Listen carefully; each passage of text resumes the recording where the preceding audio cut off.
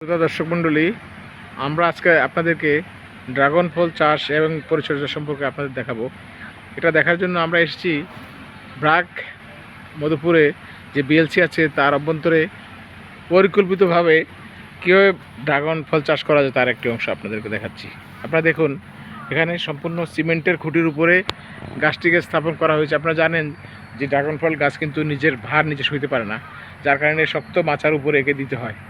বিশেষ করে যখন ফল আসে তখন গাছের ওজন আরও বেড়ে যায়, যার কারণে এই ধরনের একটি পরিচর্যার প্রয়োজন হয়। এটি বহুবর্ষী একটি গাছ, একবার লাগালে 3 থেকে 5 বছর পর্যায়ক্রমে থেকে ফল পাওয়া যায়।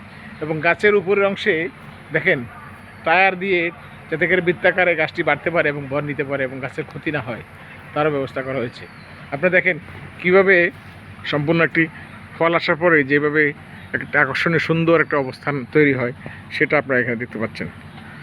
এই হলো একটি সম্পূর্ণ অবস্থা। এখানে দেখেন সারি সারি করে ড্রাগন ফলের গাছ লাগানো হয়েছে।